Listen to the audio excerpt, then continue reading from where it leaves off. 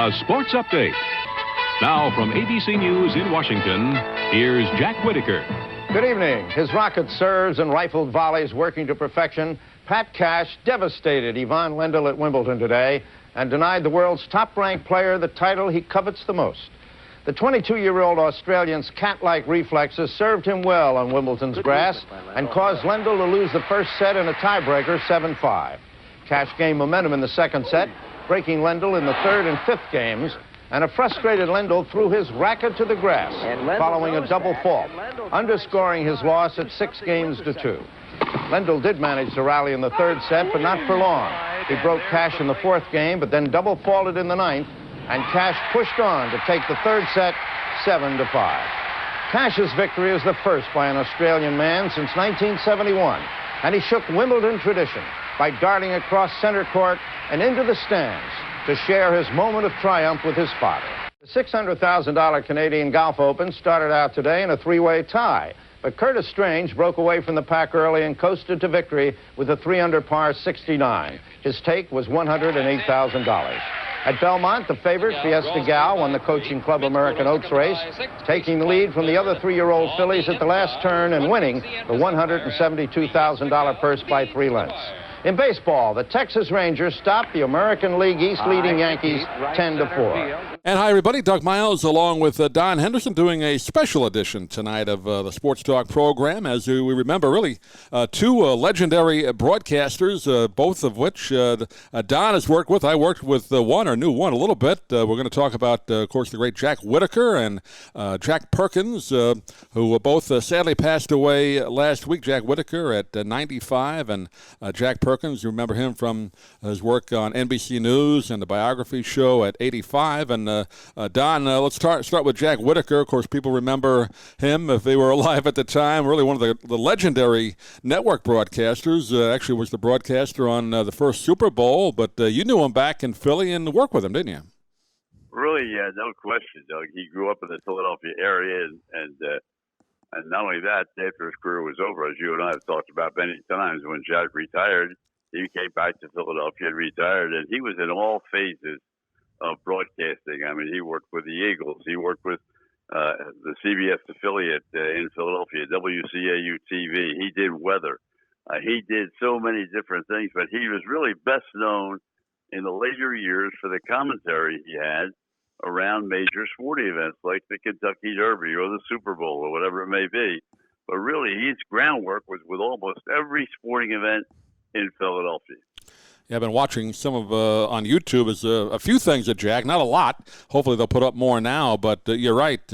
Known for the what they call the great essays at the end of like the Masters, you said, and all the golf tournaments, the horse racing. There is a video up there of Secretariat winning the Triple Crown in '73, and he was one of the hosts of that on CBS at the time. And really, like you said, one of the great not only sports broadcasters but really journalists. I mean, he really kind of wrapped up whatever event it was in about a 2 or 3 minute soliloquy at the end of it, and it really was great to watch and listen to.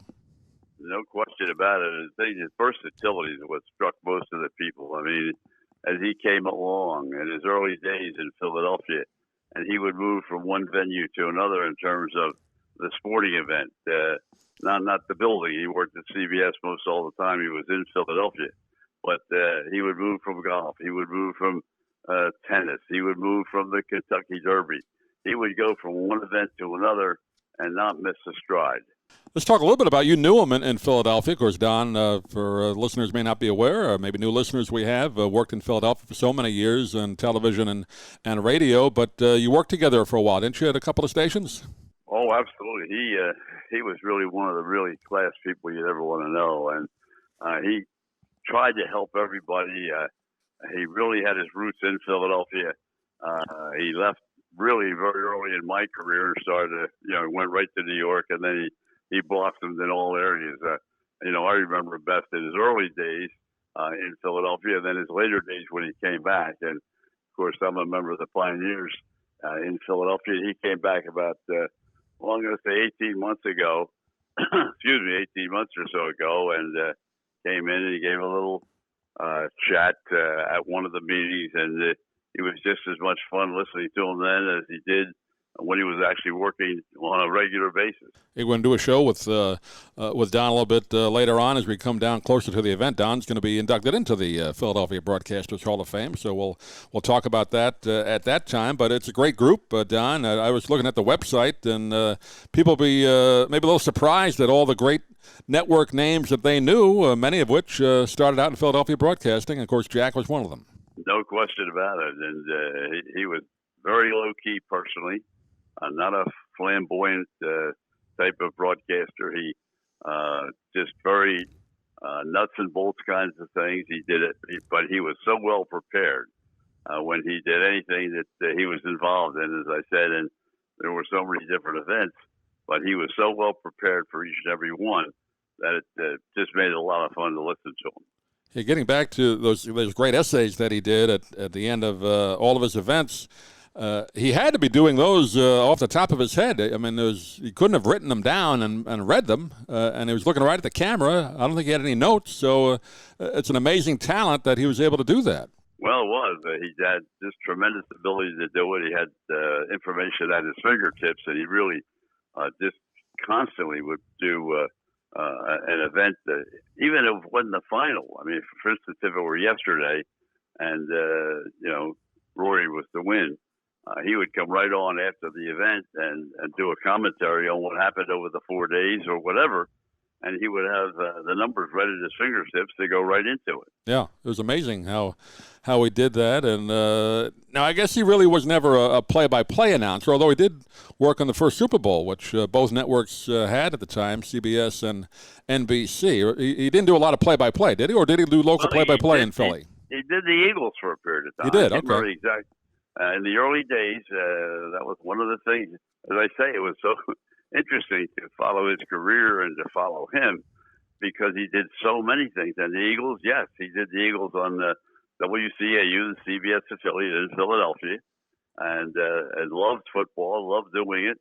And then when he went to New York, of course, he blossomed out into so many other things. But no, he could do anything.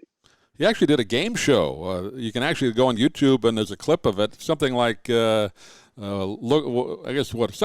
at the face or name the face. I think that was the name of it. They showed a puzzle of a face. You had to kind of put it together. It was just one of those panel shows, and I was surprised. I just flipped on it by accident, and Jack Whitaker was the host. So he actually did a game show at one time. Doug, I will say this: I do not remember that, and even a little bit. I don't remember him doing any game shows whatsoever.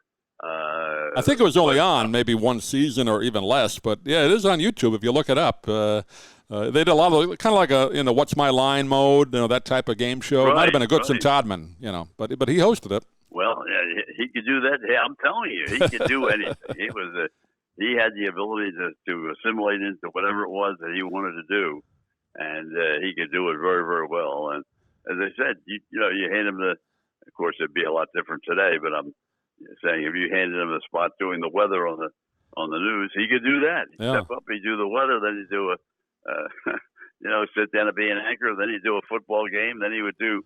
The only thing I never really had any association with it was hockey. I don't think he ever had any real association with the National Hockey League. Of course, the Philadelphia Flyers were not.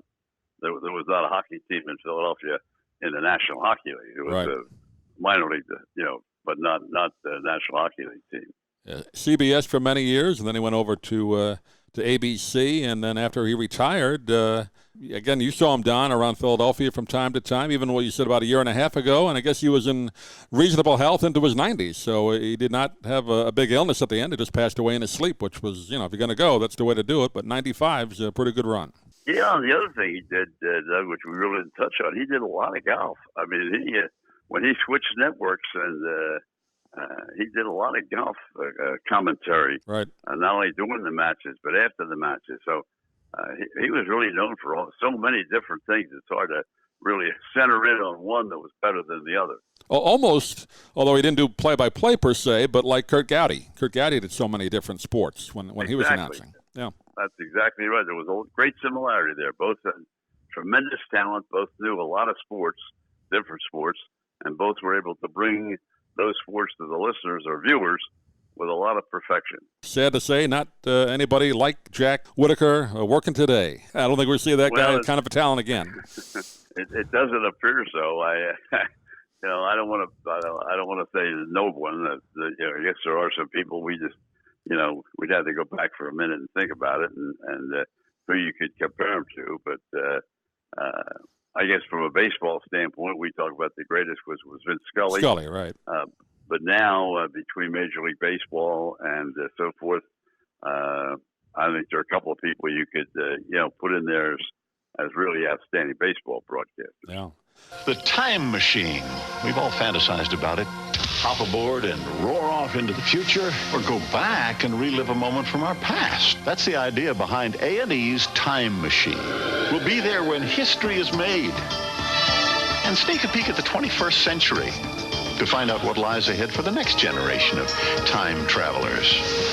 Time Machine with Jack Perkins, Friday. I think it'll be a trip worth taking.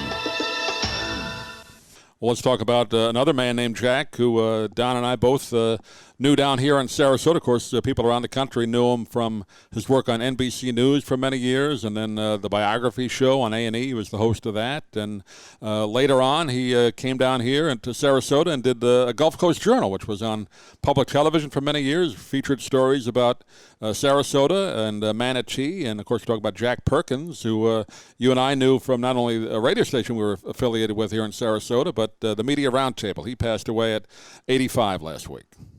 Well, I think, and you could certainly speak to this even better than I can, but when you talked about biography just a second ago, I talked time and time again during our radio show, John Facenda, and how John Facenda really was the voice of God. They called him in Philadelphia doing the NFL reports each week before the NFL was on everybody's station.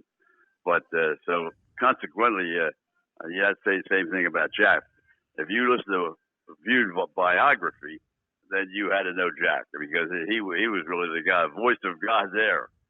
No doubt about it. And again, I was watching some of the clips they put up on YouTube about him over the years. Of course, we had a chance to talk to him on radio a few times. That great voice he had. I think you talk about Jack Whitaker doing the essays. Jack Perkins may have been. I think that definitely he was the best at those stand-up on-camera little pieces they would do either before a report or after a report to kind of sum things up. Nobody better than him.